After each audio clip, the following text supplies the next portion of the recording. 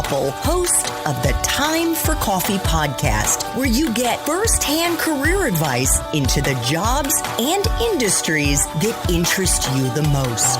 And before we start today's show, I have a quick favor to ask you. If you haven't already, I'd be incredibly grateful if you give us a rating and a review on iTunes. And if you're like me, you need to do it now because you'll forget later and because it's the best way to help others who may be in search of career advice to find this free resource. So press pause if you haven't done it and do it right now.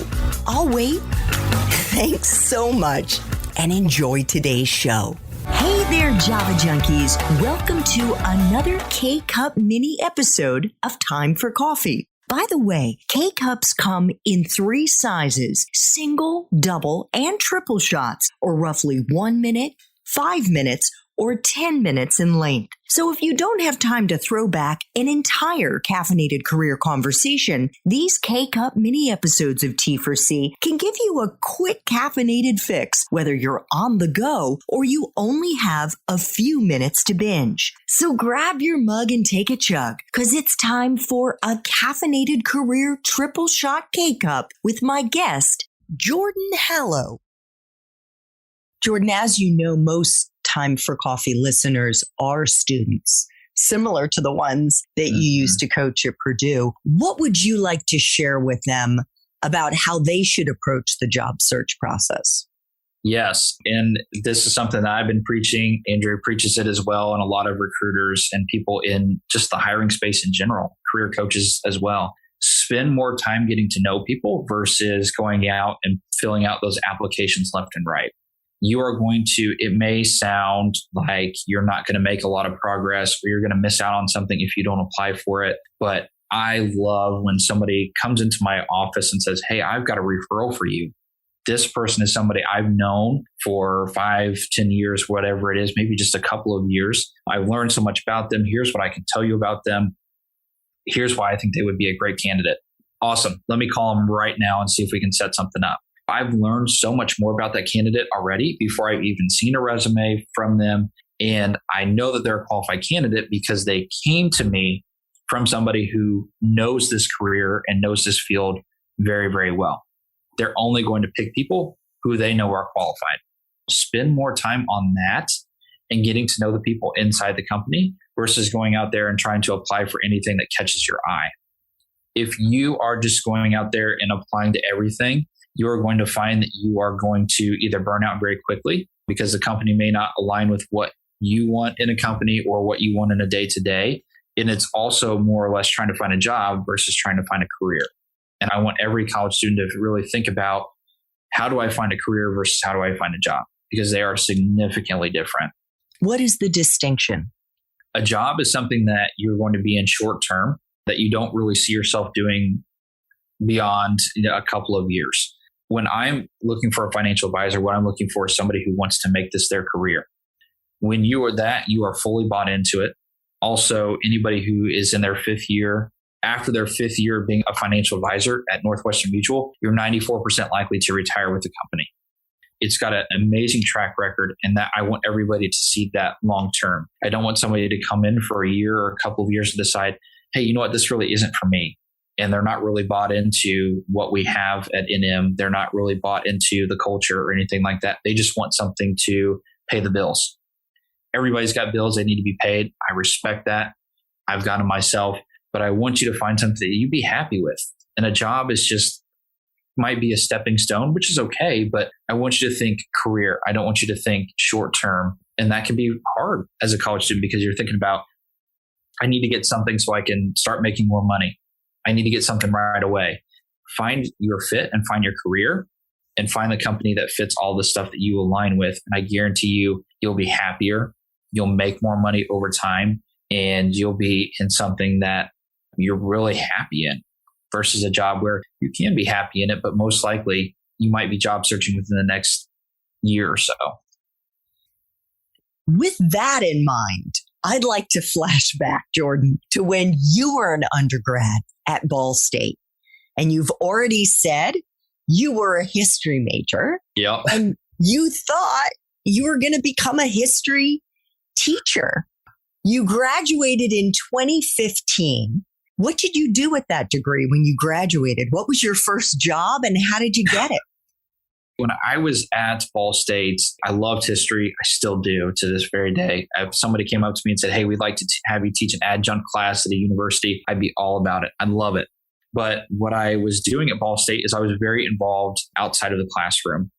And I'm a firm believer that you grow and develop more outside the classroom than you do inside the classroom. And that college students should not just be going to college to get an inside the classroom experience with great professors and great programs, but more or less those outside the classroom activities, your social organizations, your business fraternities and sororities that are out there, the things that you're passionate about in life that stem beyond the classroom.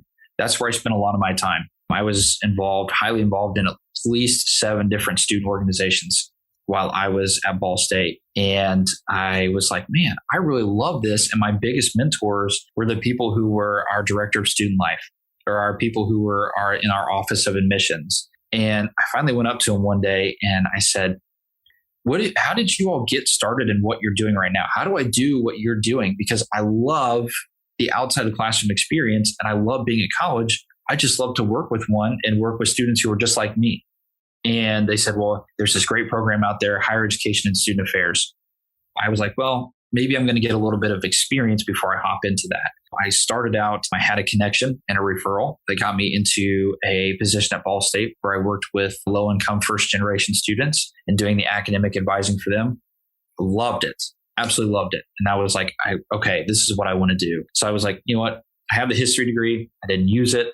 I kind of wanted to do more on the outside the classroom versus the inside the classroom stuff. Loved it. Got into a grad program and then kind of just everything just took off from there.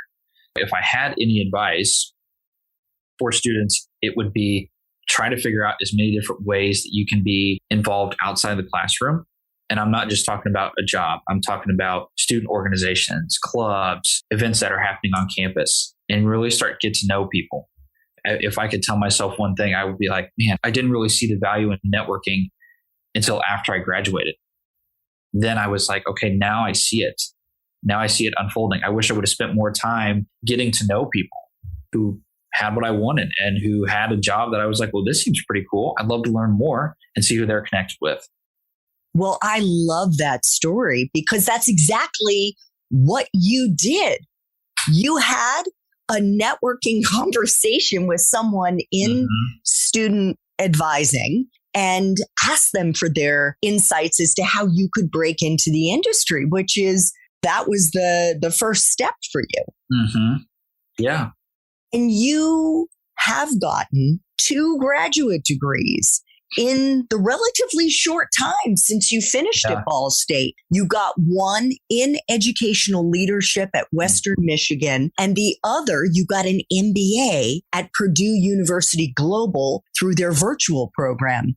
Did you have to pay for those degrees because you were employed at both universities at that time? Great question. I did not have to pay at all. I was I always told myself, and through the advice that I gotten from peers and mentors, hey, if you're going to do anything outside of undergrad, make sure that it's paid for. Do everything in your power to get it paid for. I went out of state at Western Michigan and I was a little worried. I'm like, well, out of state tuition's a little more pricey. They still covered it and they provided a stipend for me while I was working there at the university. And then while I was at P&W, there was an opportunity as an employee incentive to get a program completely paid for, anywhere from associates all the way up to a master's degree. Certificates were included in that as well. So I was like, this is just a missed opportunity if I don't capitalize on this. And totally. So that's what I did. And very thankful for both of those. But yeah, I was like, if I'm going to do more schooling, I want to make sure that it's paid for. It's definitely out there. A lot of people think like, hey, I want to go to school more, but I don't want to have to pay more. There's a lot of different ways in which you can get all that covered. That's not just scholarships or anything like that. So what are they? They are, we call them tuition assistantships. When I worked as an assistant for these different offices, they fully covered my tuition and they also gave me a stipend on top of that. It was a way for them to have somebody that wasn't full-time with the office, so to pay them, they just had to focus on paying my tuition and then paying me part-time. It saved them money. I was able to work 20, 25 hours in that office to provide some support for them. It's a very, very common thing in different universities. It wasn't just that department on campus. I could think of 15 different offices on that campus alone that were providing those graduate assistantships for students.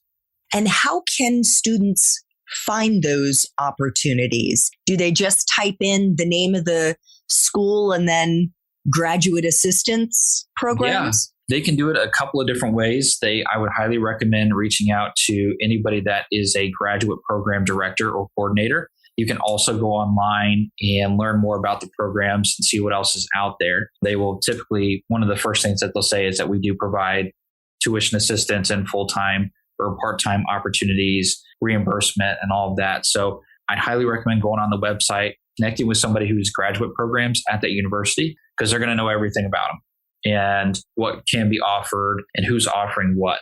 That would be a great place to start. And then also just connecting with people who might be program coordinators for those graduate programs that you're really interested in. Thanks for tuning in to this K-Cup mini episode of Time for Coffee. If you want to listen to our entire caffeinated career conversation, please check out the show notes for this episode. Thanks so much for listening to this latest episode of T4C. And if you're interested in learning more about my coaching services for confused college students and recent grads, feel free to check out the Time for Coffee website under the coaching tab at time4coffee.org or text me at 202-236-5712. That's 202-236-5712.